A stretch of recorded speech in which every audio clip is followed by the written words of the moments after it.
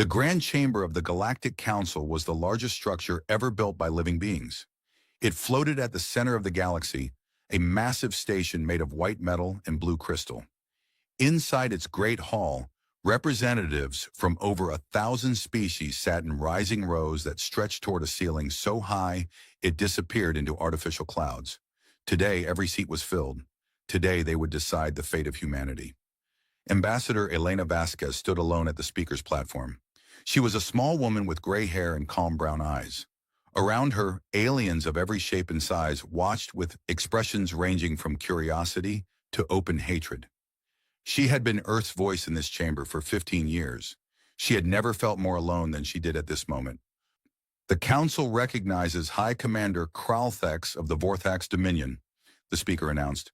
The speaker was a being of pure energy, chosen for its inability to take sides. You may present your case. From the Vorthax section, a massive figure rose. Kralthex stood 8 feet tall. His scales were deep red, his eyes yellow with black slits. He wore ceremonial armor that gleamed under the chamber lights. The Vorthax had been the dominant military power in this region of space for 3,000 years. They did not like competition. Council members, Kralthex began, his voice deep and rumbling, we face a threat that grows stronger with each passing year. The humans. He pressed a button, and holographic images appeared in the air above the chamber. Images of Earth. Images of human cities, human ships, human soldiers. 200 years ago, these creatures discovered faster-than-light travel. In that short time, they have established 47 colonies. They have built trade routes through 3 sectors. They have developed weapons and ships that improve at a rate we have never seen before. Elena watched silently. She knew what was coming. She had tried to prevent it. She had failed. Look at their history, Kralthex continued. The images changed. Now they showed wars, human wars, soldiers fighting in trenches, cities burning, mushroom clouds rising over devastated landscapes. They are violent beyond measure. They slaughter their own kind by the millions. They destroy their own world for profit. And now they spread across the stars like a disease. Murmurs rippled through the chamber. Elena noted which species nodded in agreement. Which ones looked uncomfortable? Which ones showed no reaction at all? We have all seen species like this before, Kralthex said. We know what they become. They expand. They consume. They conquer. If we wait until they are strong enough to challenge us, it will be too late. We must act now while we still can. He turned and pointed directly at Elena. That creature stands before you, pretending to want peace. But what choice does she have? Humanity is weak. Of course they speak of friendship when they cannot win through force. But give them time. Give them 100 more years. Do you want to discover what humans do when they believe themselves powerful? The Vorthax sat down to scattered applause. Elena felt the weight of 1,000 stares pressing down on her. The speaker's voice echoed through the chamber. The Council recognizes Ambassador Elena Vasquez of Earth. You may respond. Elena walked slowly to the center of the platform. She carried no notes. She needed none. She had practiced this speech 100 times, knowing it would probably not matter. Council members, she said, her voice steady and clear, I will not deny our history. Humans have done terrible things to each other. We have fought wars. We have committed acts of cruelty that shame us to this day. This is true, she paused, looking around the chamber. But that is not all we are. For every war, there has been a peace. For every act of cruelty, there has been an act of kindness. We have learned, we have grown. We have looked at our worst moments and said never again. And slowly, painfully, we have become better. She gestured toward the holographic images that still floated in the air. High Commander Kralthex shows you our wars. He does not show you our hospitals, our schools, our art, our music. He does not show you humans risking their lives to save strangers. He does not show you the treaties we have kept, the promises we have honored, the hands we have extended in friendship. Some of the hostile faces in the audience softened slightly. Others hardened further. Elena pressed on. We came to the stars hoping to find friends. We came with open hands, not closed fists. Yes, we have built ships and weapons. What choice do we have? The galaxy is dangerous, but we have never fired first. We have never taken what was not offered. We have never betrayed a treaty or broken a promise. She turned to face the Vorthax section directly. You fear what we might become, but you judge us for crimes we have not committed. You condemn us for a future that exists only in your imagination. Is this justice? Is this the wisdom of a civilization 3,000 years old? Kralthex's yellow eyes burned with contempt, but he said nothing. Humanity asks only for the chance to prove itself, Elena concluded. Give us time. Judge us by our actions, not by your fears. We can be valuable partners. We can contribute to this great civilization, or you can destroy us now, while we are young and weak. That is your choice. But know this. If you choose war, you will be proving that the galaxy is exactly as dangerous as we feared. You will be teaching us that trust is foolish and strength is all that matters. Is that the lesson you wish to give? She bowed her head slightly. I have nothing more to say. The chamber was silent for a long moment. Then the speaker spoke again. The matter is now open for general debate. What followed was 3 hours of speeches. Some species spoke in support of humanity. The Malori, a race of gentle telepaths, argued that humans had great potential for good. The Kreth, insectoid traders who had dealt with humans for decades, praised their honesty and fair dealing. The singing ones, beings of pure sound, performed a melody that spoke of hope and new beginnings. But more spoke against. The Vorthax allies, a coalition of military powers, painted pictures of human conquest. Other species, jealous of human expansion or fearful of change, added their voices. Ancient races who had seen civilizations rise and fall warned of the patterns they recognized. Young races hoping to gain favor with the powerful echoed whatever their patrons said. Elena sat through it all, her face calm, her heart heavy. She knew how this would end. She had known for months. Finally, the speaker called for the vote. All those in favor of military action against Earth and its colonies. The lights began to change. Each seat had a small panel that glowed when activated. Blue for yes, red for no, gray for abstention. Blue lights spread across the chamber like a disease. Row after row, section after section. Elena counted them automatically, even though she already knew the numbers. The vote is complete, the speaker announced. 847 in favor, 203 against, 156 abstaining. The motion passes. The Galactic Council authorizes military action to contain the human threat. A wave of sound washed through the chamber. Cheers from some sections, silence from others. In the Vorthax area, Kralthex rose to his feet, his fist raised in triumph. Elena stood slowly. The chamber fell quiet, curious to see how the human would react to her species' death sentence. She walked to the platform one final time. When she spoke, her voice was still calm, still steady, but there was something new in it, something that made several of the closer representatives lean back in their seats. I have one question, she said. Are you certain this is the path you wish to take? Once begun, this cannot be undone. I urge you, one final time, to reconsider. Kralthex laughed. It was a harsh sound, like rocks grinding together. You threaten us? With what? Your 40 ships? Your primitive weapons? You are nothing. You have always been nothing, and soon you will be nothing again. Elena looked at him for a long moment. Then she nodded slowly. Very well, we gave you the chance. Remember that. When this is over, remember that we tried. She walked out of the chamber without looking back. In her private ship, away from watching eyes, Elena finally let her hands shake. She pulled out a secure communication device and entered a code she had hoped never to use. The message was short. Autumn Protocol, they've chosen. She sent it and sat back, closing her eyes. Far away on a planet the Council thought they understood, her message would set terrible things in motion, things that had been prepared long ago, by people who understood that the galaxy might not be as welcoming as they hoped. Deep beneath the Rocky Mountains, in a facility that appeared on no map, screens that had been dark for decades flickered to life. An old general named Thomas Wright read the incoming message 3 times before he believed it. He walked slowly to a console covered in dust and entered his authorization code. Around him, systems began to wake. Lights turned on in tunnels that stretched for miles. Reactors that had waited in cold silence began to warm. General Wright picked up a phone that connected to exactly one other location. It was answered immediately. "Mr. President," he said, his voice tired and sad, "Autumn Protocol is active. They voted for war." There was a long pause on the other end. Then, "God help them. They have no idea what they've just done." Wright looked at the screens coming to life around him. Screens showing ships. So many ships.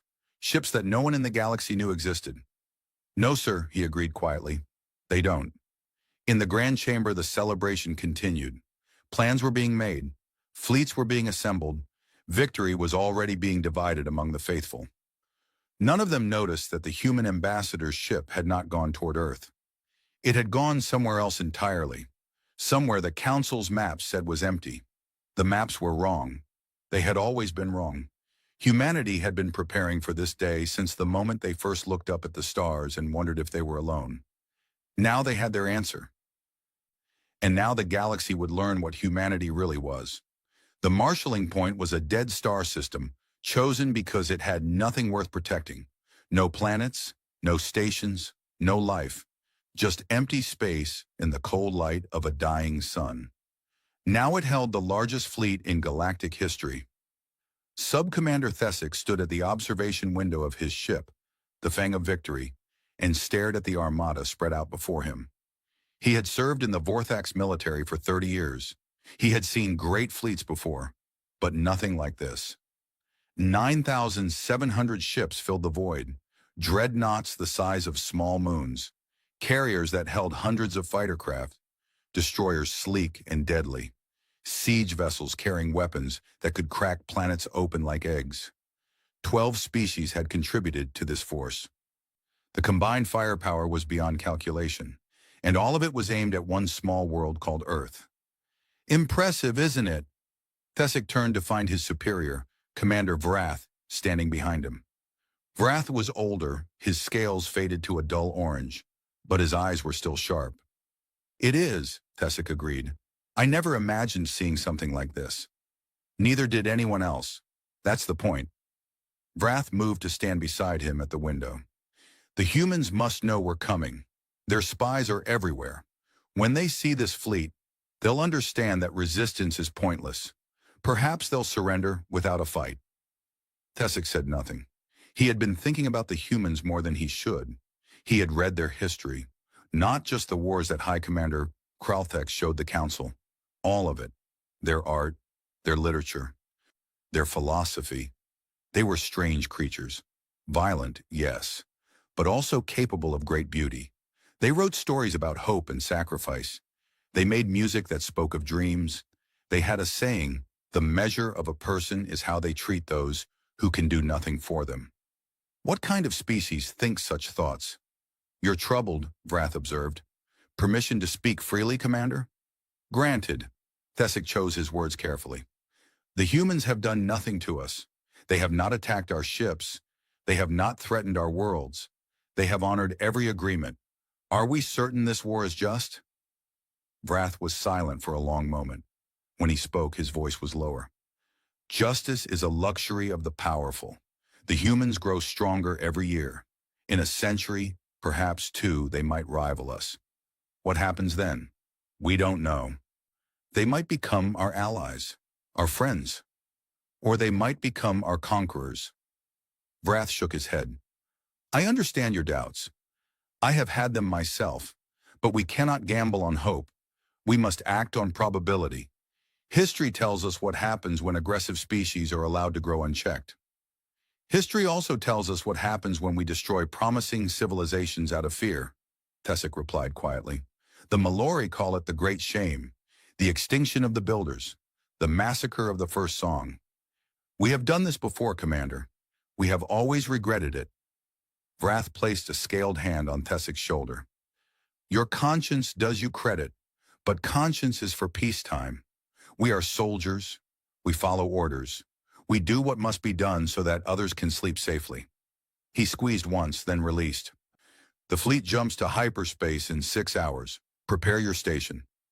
After Vrath left, Thesic remained at the window. He watched shuttles moving between ships, carrying supplies and personnel. He watched weapons being tested, bright flashes against the darkness. He watched the machinery of war grinding toward its inevitable purpose.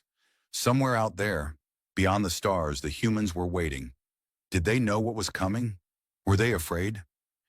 He thought of the human ambassador, the small, gray-haired woman who had stood alone before the entire council. She had shown no fear. Even when they condemned her species to death, she had been calm, almost sad. "Are you certain this is the path you wish to take?" she had asked. What had she meant by that? 6 hours later, the fleet entered hyperspace. The journey to the Sol system would take 6 standard days. On every ship, soldiers prepared for battle. Weapons were checked. Plans were reviewed. Victory celebrations were planned in advance. On the Dominion's Wrath, High Commander Kralthex addressed the fleet via holographic broadcast. His image appeared on every ship, in every mess hall, on every personal display. "Warriors of the Council," he said, his voice filling the void between stars. "In 6 days we will arrive at the human homeworld. We will find a primitive species with primitive weapons and primitive defenses. Our intelligence indicates they have perhaps 50 ships capable of combat." 50 against nearly 10,000? He smiled, showing rows of sharp teeth. "This will not be a battle. It will be an execution. Quick, clean, final. The human threat will be eliminated, and the galaxy will be safe for another 1,000 years." The cheers that followed his speech echoed through the fleet. But not everyone cheered. On the fang of victory, Thesek sat alone in his quarters, staring at a small screen showing images of Earth. Blue oceans, green forests, white clouds, cities that sparkled at night like jewels scattered on dark cloth. Beautiful. It was beautiful. In 6 days, they would burn it all. Far away in the Sol system, life continued almost normally. People went to work. Children went to school. Couples walked in parks and lovers watched sunsets. The news mentioned military exercises. Nothing to worry about. Everything under control. On the surface, Earth seemed unprepared, defenseless, innocent. This was exactly what humanity wanted the galaxy to think. In orbit, the visible defense fleet took its position. 47 cruisers, most of them 20 years old or older. Their commanders were veterans, handpicked for this assignment. They knew their role. They would engage the enemy. They would fight bravely. They would die if necessary. They were the bait. Admiral Chen Wei stood on the bridge of the Defiant Hope, flagship of the visible fleet. She was 60 years old, a career officer who had spent her life preparing for a war she hoped would never come. "Fleet status?" she asked. "All ships in position, Admiral. Cruiser ready." Chen Wei nodded. She looked at the stars, wondering which direction the enemy would come from. "Any word from the hidden fleet?" "They're ready, ma'am.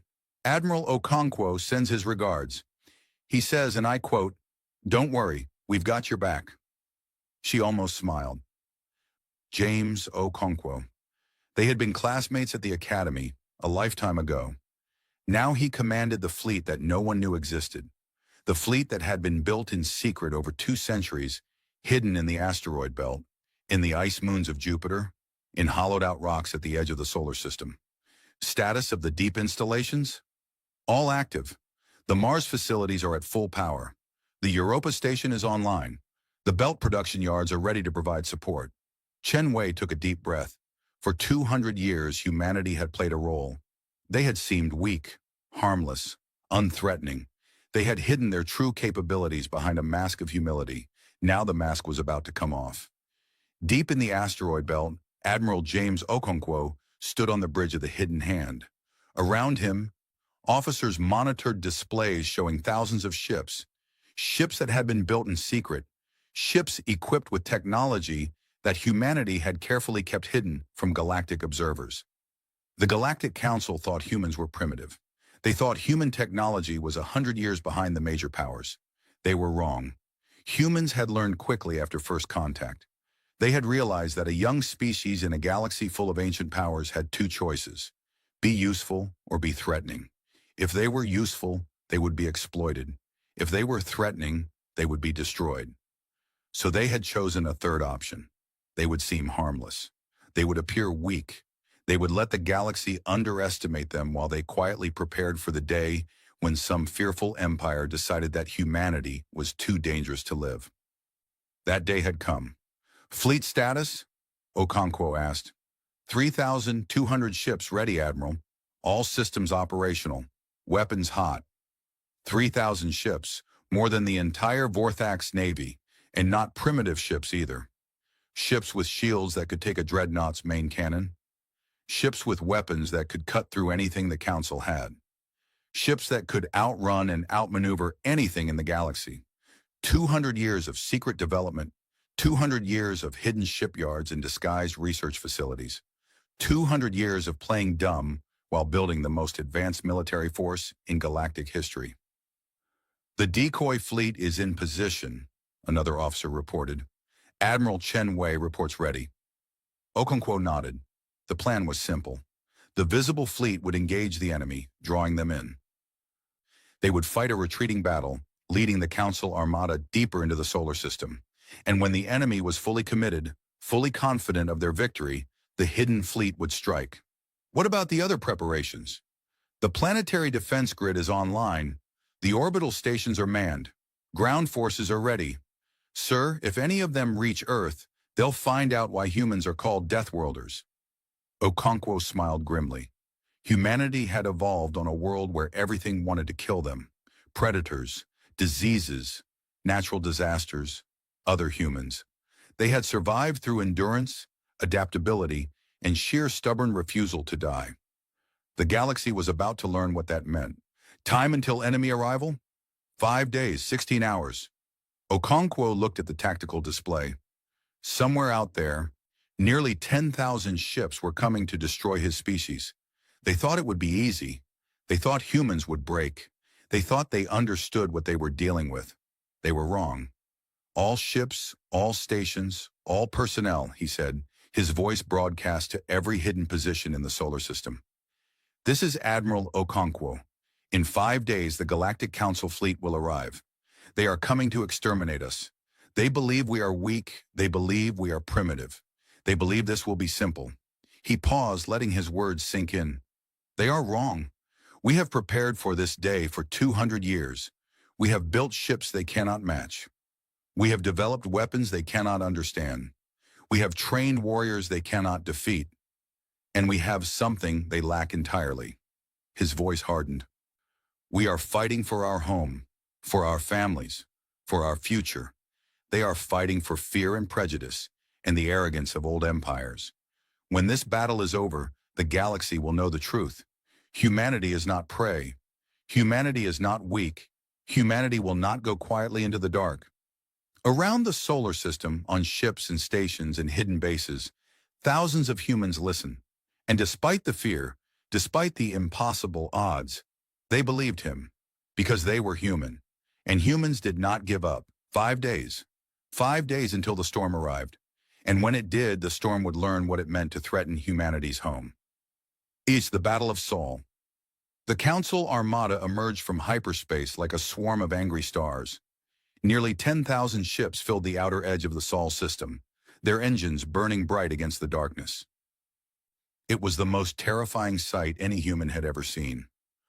On the bridge of the Dominion's Wrath, High Commander Kralthex surveyed his fleet with satisfaction. Every ship had made the journey safely. Every weapon was ready. Every soldier was eager for battle. Report, he commanded. The human defensive fleet is detected, Commander. 47 vessels, holding position near the 4th planet. The sensor officer sounded almost disappointed. No other significant military presence in the system. Kralthex smiled. As expected, open a channel to the human flagship. The communication screen flickered to life, showing a human woman in a military uniform. She was older, her hair gray, her face lined with age, but her eyes were steady. I am High Commander Kralthex of the Galactic Council Combined Fleet. You are Admiral Chen Wei, Earth Defense Force. Admiral Chen Wei, you can see what you face. Nearly 10,000 ships. You have 47. The mathematics are simple. Surrender now, and your crews will be treated as prisoners of war. Your civilian population will be relocated peacefully. Resist, and you will be destroyed. Chen Wei looked at him for a long moment. Then, to his surprise, she smiled slightly. On behalf of Earth and all its colonies, I formally reject your terms. Kralthex's eyes narrowed. You cannot be serious. This is not courage. This is stupidity. Perhaps, but you were warned, High Commander. Ambassador Vasquez gave your council the chance to reconsider. You refused. So let me give you the same courtesy. Her voice grew harder. Turn around. Leave this system. Go home and tell your masters that humanity chose peace, but we did not choose surrender. What comes next is your own doing. Kraltex laughed. What comes next is your extinction. All ships advance. Destroy them. The armada began to move. Nearly 10,000 ships, spreading out in a formation designed to overwhelm and crush. Fighters launched from carriers. Weapons powered up. The distance between the fleets began to shrink. On the Defiant Hope, Chen Wei watched the enemy approach. Her heart was pounding, but her hands were steady on the command console. Admiral, her tactical officer said, they're in range. I know. All ships, execute pattern Delta. Fighting retreat toward the inner system. Make them work for every kilometer. The human fleet began to move. They fired as they retreated, their weapons flashing against the enemy shields. Here and there, a council ship took damage, but the armada kept coming, absorbing the fire, returning it tenfold. The Defiant Hope shook as enemy weapons struck her shields. Alarms wailed. Damage reports flooded in. Hull breach on deck 7. Shield generators at 60%. We've lost the forward sensor array. Chen Wei gripped her chair. Maintain formation. Keep falling back. Lead them in.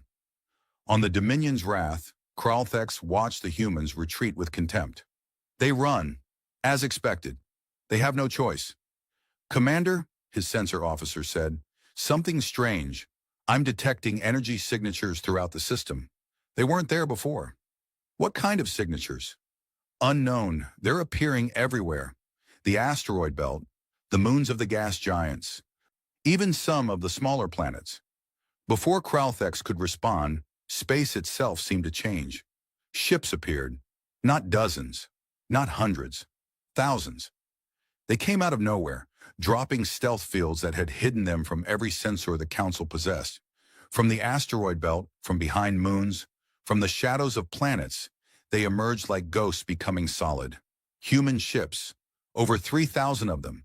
Ships that gleamed with technology the Council had never seen.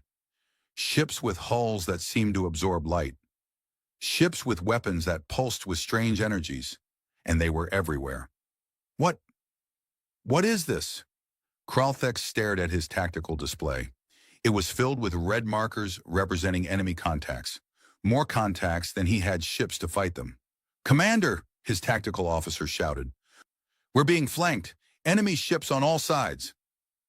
On the hidden hand, Admiral Okonkwo watched the enemy fleet with cold satisfaction. They had fallen into the trap perfectly.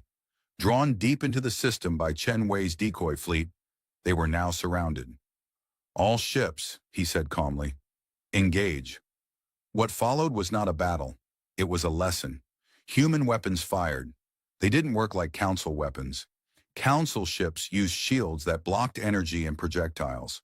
Human weapons ignored shields. They passed through as if the shields didn't exist, striking hulls directly. Dreadnoughts that had taken years to build died in seconds. Carriers exploded before they could launch their remaining fighters. Destroyers tried to evade, but human ships were faster, more maneuverable, more numerous. On the Fang of Victory, Sub-Commander Thesic watched his tactical display with horror. Ships were disappearing, not retreating, not surrendering, disappearing, hundreds at a time. All ships in Sector 7 destroyed, someone reported, their voice shaking. Sector 12 has lost contact. The eternal vengeance is gone. The crushing blow is gone. The victory assured is... The ship shook violently. Alarms screamed. Thesic was thrown from his chair as the deck tilted beneath him.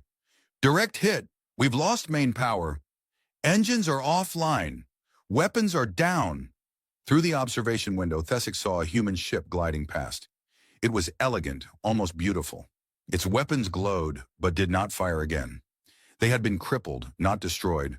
The humans could have killed them. They had chosen not to. Why? Across the battlefield, the same scene repeated thousands of times. Human ships struck with surgical precision. They targeted engines, weapons, command centers. They disabled rather than destroyed. They killed when they had to, but showed mercy when they could. It was the most terrifying thing the Council forces had ever seen. An enemy that could destroy you completely but chose not to. An enemy so confident in their victory that they could afford to be merciful. High Commander Kralthex stood on his bridge as his fleet died around him. The Dominion's wrath had been hit multiple times. His weapons were gone. His engines were crippled. His shields had failed 10 minutes ago. "Damage report," he demanded, though he already knew the answer. "We're dead in space, Commander. All primary systems are offline. We have life support and communications. Nothing else." Kralthex looked at his tactical display. An hour ago, it had shown nearly 10,000 ships under his command. Now it showed wreckage. Thousands of ships destroyed outright. Thousands more drifting without power. Only a handful still fighting, and they wouldn't last much longer. "How is this possible?" he whispered. "How did they hide all this?" No one answered.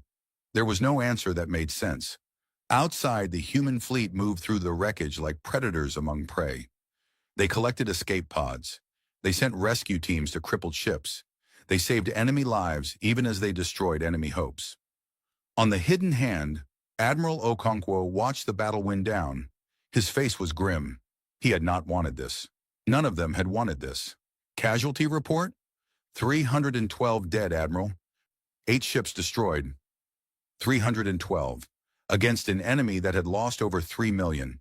The ratio was incomprehensible. But those 312 had been his people, his responsibility. What about the enemy? 4,200 ships destroyed, 5,400 disabled and captured, 18 vessels still marginally operational, including the enemy flagship. Okonkwo nodded slowly. "Open a channel to the Dominion's wrath." A moment later, Kralthek's face appeared on the screen. The Vorthax commander looked broken. His scales had gone pale. His eyes were dull with shock. "High Commander," Okonkwo said, "this battle is over. You have a choice now." Kralthex's jaw tightened. "I will not surrender.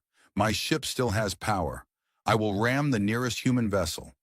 We will die with honor." "You could do that," Okonkwo agreed. "You could kill yourself and your crew in a meaningless gesture that accomplishes nothing. Or you could live.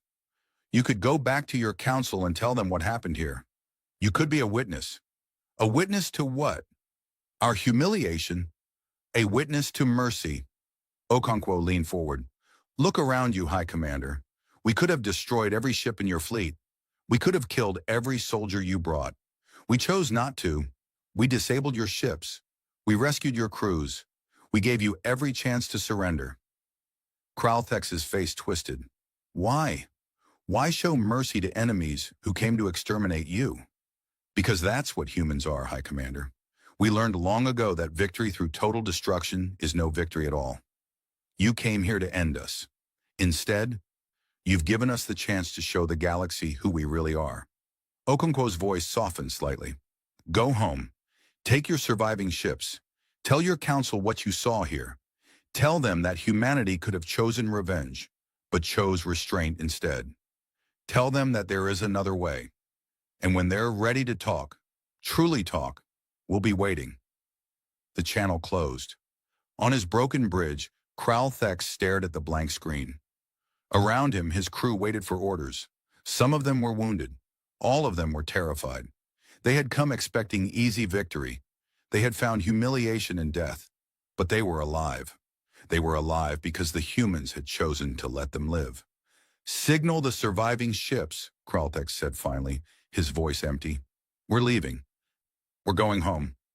As the 18 surviving ships limped toward hyperspace, Thesic stood at his observation window one last time. Behind them, the Sol system was filled with wreckage and rescue operations. Human ships moved among the debris, pulling survivors from crippled vessels, treating wounded enemies alongside their own. He had expected monsters. He had found something else entirely. He didn't know what to call it. But as his ship entered hyperspace and Earth disappeared from view, he knew one thing for certain. The galaxy would never be the same. The 18. The silence after battle was worse than the battle itself. Admiral Okonkwo stood at the observation deck of the Hidden Hand, looking out at what remained of the greatest armada ever assembled. Broken ships drifted everywhere. Debris fields stretched for millions of kilometers. Rescue pods blinked with distress signals. And among the wreckage, human ships moved with careful purpose. Search and rescue teams picked through the ruins, looking for survivors. Medical ships collected the wounded, human and alien alike. Engineering vessels worked to stabilize crippled reactors before they could explode. Admiral, Commander Torres approached, her face tired but steady. Latest count, 4,212 enemy ships destroyed, 5,482 disabled and captured, 18 escaped toward hyperspace. Okonkwo nodded. 18 out of nearly 10,000, less than 0.2%. Our losses, 312 confirmed dead, 8 ships lost, 47 vessels damaged but repairable, 312. Each one a name, a family, a story that would never be completed. Okonkwo had already recorded messages for their families. It was the worst part of command. What about prisoners? Torres hesitated. That's the complicated part, sir. We've taken approximately 2 million prisoners. The disabled ships alone hold more than 1 million crew members. We're going to need every transport we have. 2 million. 2 million enemy soldiers who had come to destroy humanity. Now they were helpless, dependent on human mercy for their survival. Make sure they're treated properly, Okonkwo said. Full rations, medical care, proper quarters. I want them to know that humans keep their promises, even to enemies. Already in progress, sir. The Vorthak's wounded are being treated alongside our own. The medical teams aren't making distinctions. Good. That was good. Okonkwo had given strict orders. These were prisoners of war, not animals. They would be treated with dignity, regardless of what they had come to do. There's one other thing, Torres added. The enemy flagship, the Dominion's Wrath. It's stable enough for boarding. High Commander Kralthex is still aboard. Okonkwo had been expecting this. Prepare my shuttle. It's time I met the High Commander in person. The shuttle flight through the debris field was surreal. Okonkwo had seen the recordings of the battle, but experiencing it firsthand was different. Ships that had once been mighty dreadnoughts were now twisted metal. Escape pods clustered together, their occupants waiting for rescue. Here and there, a hull still glowed with the heat of dying reactors. And everywhere, human ships, rescuing, salvaging, healing. The Dominion's Wrath looked like a building that had survived an earthquake. Its hull was scarred with weapon strikes. Its mighty engines were dark. Entire sections had been torn away, but its core was intact. Its crew was alive. Okonkwo boarded with a small honor guard, not soldiers exactly. Marines, yes, but their weapons were holstered. This was not a conquest. It was a meeting. High Commander Kralthex waited in what remained of his bridge. The Vorthax was standing, though Okonkwo could see he was injured. His left arm was bandaged. His scales were dull with exhaustion. High Commander. Okonkwo stopped a respectful distance away. I'm Admiral James Okonkwo, Commander of Earth's Defense Forces. Kralthex's yellow eyes studied him. You're younger than I expected. I get that a lot. Silence stretched between them. Around them, Vorthak's crew members watched with a mixture of fear and curiosity. They had been taught that humans were savages. The savage in front of them wore a clean uniform and spoke with quiet courtesy. You're wondering why you're still alive, Okonkwo said. The thought had occurred to me. Okonkwo gestured to a pair of chairs that had survived the battle. May I sit? This will take a while. After a moment's hesitation, Kralthex sat as well. It was strange sitting across from the being who had led the attack on his homeworld. But strange was becoming normal today. 200 years ago, Okonkwo began, humanity made first contact. We were young, naive. We thought the galaxy would welcome us with open arms. Instead, we found empires that looked at us like prey. Species that had been doing this for millennia before we learned to make fire. He paused, choosing his words carefully. We had a choice. We could show our true strength and become a threat, or we could appear weak and become a target. We chose a third option. We would seem harmless while preparing for the day when someone decided we needed to be removed. Kralthek's eyes narrowed. You tricked us. All of it was an act. Not all of it. We genuinely wanted peace. We genuinely hoped the galaxy would give us a chance. But we're humans, High Commander. We survived ice ages and plagues and world wars. We learned that hope is good, but preparation is better. So everything we knew about your technology, your fleet size, your capabilities, lies, carefully maintained lies. We showed you what we wanted you to see. Old ships with old weapons. Just enough to seem primitive. Just enough to seem harmless. Kralthex leaned back. His expression shifted from anger to something like grudging respect. Clever. Very clever. Your species is more dangerous than we imagined. Yes, but that's not why I'm here. Okonkwo leaned forward. I'm here to make you an offer. An offer? To a defeated enemy? To a potential ally? Okonkwo waited for that to sink in. You came here to destroy us. We could respond by destroying you. We have nearly 2 million of your soldiers as prisoners. We could execute them all. We could use what we've learned from your ships to strike at your homeworld. We could burn through the galaxy as a conquering force. He shook his head. We won't. That's not who we are. That's not who we want to be. Then what do you want? We want to be left alone. We want to live in peace with our neighbors.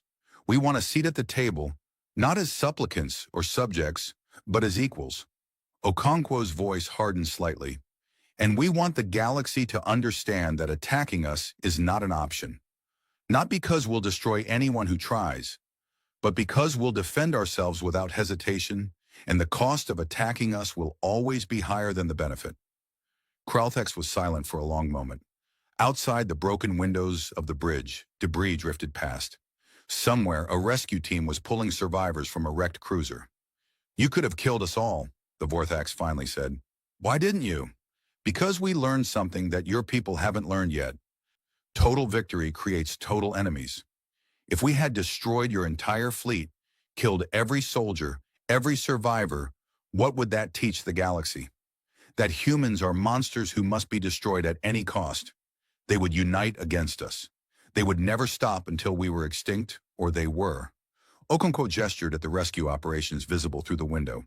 But this teaches something different. We were attacked without cause. We won decisively, and then we showed mercy. We saved the lives of those who came to kill us. We treated our enemies with dignity. The galaxy will see that. They'll see that humans can be trusted, that we keep our word, that we're strong enough to be merciful. You think mercy is strength? I know it is. Any fool can destroy. It takes wisdom to build. Any coward can strike down a helpless enemy. It takes courage to spare them. Kralthex looked at the human admiral with new eyes. This was not what he had expected. None of this was what he had expected. What happens now? Now we repair your ship enough to get home. You and 17 other vessels will return to Council space. Your crews will tell what happened here, what they saw, how they were treated. Okonkwo pulled a small data chip from his pocket. And you will give this to the Council. Kralthex took the chip carefully. What's on it? 2 things.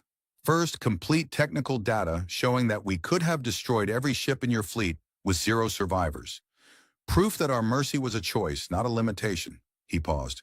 Second, a message, an invitation. Humanity is ready to talk. Real talks. Talks between equals. If the Council is willing to set aside fear and try a different approach, we'll be waiting. And if they're not, Okonkwo's eyes went hard for just a moment. Then we'll still be waiting, but we won't be surprised. The 2 commanders sat in silence for a while. Around them, the ruins of a defeated fleet drifted in the void. Rescue teams continued their work, pulling enemy soldiers from wrecked ships, treating their wounds, giving them food and water. Your medics, Kralthex said finally. I watched them work on my wounded. They didn't hesitate. They treated Vorthax the same as humans. Of course they did. They're doctors. They save lives.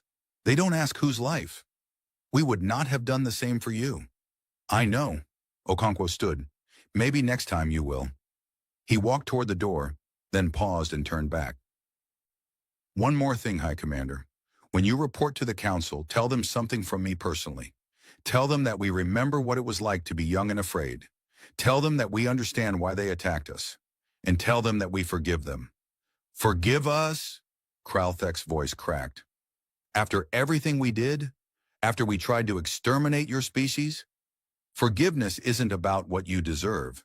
It's about what we choose to carry forward. Okonkwo smiled slightly. It was a tired smile, but genuine. We don't want to hate you, High Commander. Hatred is heavy. We'd rather put it down and move on. He left Kralthek sitting alone on his broken bridge, staring at a small data chip that might change the galaxy forever. 3 days later, the 18 surviving ships entered hyperspace. Their hulls bore the scars of battle, but their crews were alive, fed, healed. Many of them had talked to humans during the repair process. Many of them had begun to question everything they thought they knew. On the fang of victory, Sub-Commander Thesek looked at Earth one last time before the jump. A young human medic had saved his life, pulling him from the wreckage of his station, treating his wounds with gentle hands. "Why?" Thesek had asked her. "Why save me? I came to kill you." The medic had shrugged. "You're hurt. I'm a doctor. That's all that matters." Now, watching the blue planet shrink behind him, Thesek understood something important. The humans weren't merciful because they were weak. They were merciful because they were strong enough to be kind. He didn't know if the Council would listen. He didn't know if anything would change. But he knew what he had seen, and he would spend the rest of his life making sure others knew it too. The 18 ships vanished into hyperspace, carrying stories that would shake the galaxy to its core. Behind them, humanity began the long process of rebuilding, not for war, for something better. For a future where strength and mercy walked together. The 18 ships arrived at Council space like ghosts returning from the grave. Word spread faster than light. At first, no one believed it. The greatest armada in history, defeated. Nearly 10,000 ships destroyed or captured. By humans. The primitives with 50 ships and outdated technology. Impossible. It had to be propaganda. Some kind of trick. Then the ships docked. Then the survivors began to talk. The Grand Chamber of the Galactic Council had never been so full. Every seat was taken. Representatives who hadn't attended sessions in centuries had come. Ambassadors from species that barely participated in galactic politics pushed their way in. The observation galleries were packed beyond capacity. They had come to hear the truth, and the truth was worse than they had imagined. High Commander Kralthek stood at the speaker's platform.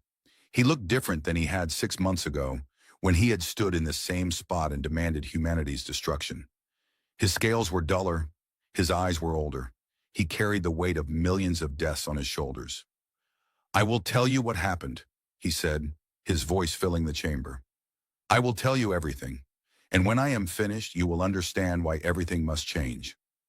He pressed a button, and holographic images filled the air. Images of the battle, ships appearing from nowhere, weapons that ignored shields, a fleet dying in hours. The chamber was silent. Even the species that had voted against the war watched in horror as their fears came true. "We sent 9,700 ships," Kralthek continued, "the largest fleet ever assembled. We expected to find primitives. Instead, we found a trap. The humans had been hiding their true strength for 200 years. Their real fleet was larger than ours. Their technology was beyond anything we had seen. We were defeated in less than a day." He paused, letting that sink in. But that is not the worst part. The worst part is what happened after. The images changed. Now they showed rescue operations, human medics treating Vorthak's wounded, human ships pulling survivors from wreckage, human soldiers sharing food with prisoners. They could have destroyed us completely. Every ship, every soldier. They chose not to. They disabled our fleet and then they saved our lives. They treated us with more dignity than we deserved. More dignity than we would have shown them. His voice cracked slightly. "I have commanded Vorthak's warriors for 60 years. I have seen courage and cruelty in equal measure, but I have never seen anything like this.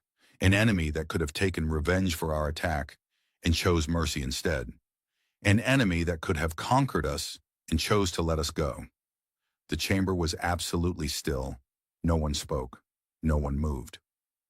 The humans gave me a message for this council, Kralthex continued. They said they are ready to talk, not as enemies, not as subjects, as equals. They said they want peace, true peace. And they said they forgive us. Forgive us? Someone shouted. After we attack them? Yes. Kralthex's yellow eyes swept the chamber. They forgive us. They understand why we feared them. And they believe we can do better. The murmurs began. Fear mixed with disbelief mixed with something else. Something like hope. Then a door at the back of the chamber opened. Ambassador Elena Vasquez walked in. The murmurs became gasps. The human ambassador, the one they had dismissed, the one who had warned them, stood before them again. She looked the same as she had 6 months ago. Calm, steady, unafraid. She walked to the speaker's platform. Kralthex stepped aside without a word. Council members, she said. Her voice was quiet, but it carried to every corner of the chamber. 6 months ago, I stood in this place and asked you to give humanity a chance. You refused.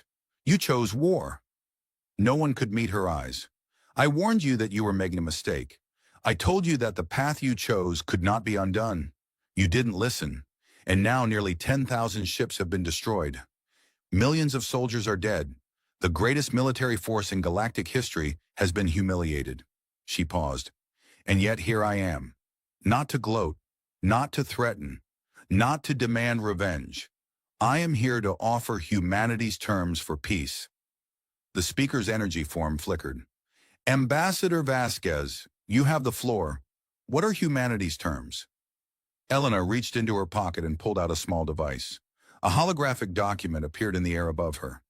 Humanity's terms are as follows. First, recognition of human sovereignty over the Sol system and all established human colonies. No more debate, no more conditions. We are a free people, and we will remain free. Murmurs, but no objections. They were in no position to object. Second, a permanent seat on the Galactic Council with full voting rights. We will participate in galactic civilization as equals, not as subordinates or guests. More murmurs. A few species exchanged worried glances. A seat on the council meant real power, but again, no objections. Third, a formal apology to be entered into the permanent galactic record, an acknowledgement that the attack on Earth was unjustified and that humanity acted in legitimate self-defense. This time there were sounds of protest. An apology meant admitting fault. It meant shame. Elena waited for the noise to die down. Those are our terms. No reparations, no territorial demands, no punishment for those who voted for war. We ask only for what we should have been given from the beginning. Respect. The Vorthax representative, a younger warrior who had replaced Kralthex's political allies, stood. You could demand much more. Why show such restraint? Elena turned to face him directly. Because we remember what it's like to be young and afraid. Because we've spent 1,000 years learning that the species that destroys all its enemies eventually runs out of friends. Because power without mercy is just cruelty with better weapons. She looked around the chamber. We didn't want this war. We never wanted this war. We wanted to be part of something greater. A community of species, working together, building a future worth living. That door is still open. All you have to do is walk through it. Silence filled the chamber. Then slowly a figure stood in the observation gallery. It was Sub-Commander Thesic, still wearing the bandages from his wounds. May I speak? The speaker hesitated, then nodded. This is irregular, but given the circumstances, you may. Thesic walked down to the main floor. He stood before the council, a broken soldier bearing witness. I was there, he said. I commanded a ship in the Armada. I watched our fleet die, and then I watched the humans save us. He turned to face the assembly. A human medic pulled me from the wreckage. I was bleeding, dying. She didn't know my name. She didn't care that I had come to kill her people. She just saw someone who was hurt, and she helped. His voice grew stronger. I asked her why. She said it was because she was a doctor. That was all that mattered to her. Not revenge, not justice, just saving a life. He looked at the Vorthax section. We called them primitives. We called them savages. But in my 60 years, I have never seen such honor. They won the battle, but they fought the war with compassion. They proved that mercy is not weakness. It is the greatest strength of all. Tessic turned back to Elena. Ambassador, I have a question. The humans who treated me, who fed me, who repaired my ship so I could go home, why did they do it? Truly? Elena was silent for a moment. Then she smiled slightly. It was a sad smile, but also a kind one. Because that's who we are, she said. We've done terrible things in our history. We've killed and conquered and destroyed. But we've also loved and created and sacrificed. We've learned that every being has value. Every life matters, even the lives of those who tried to end us. She spread her hands. We're not perfect.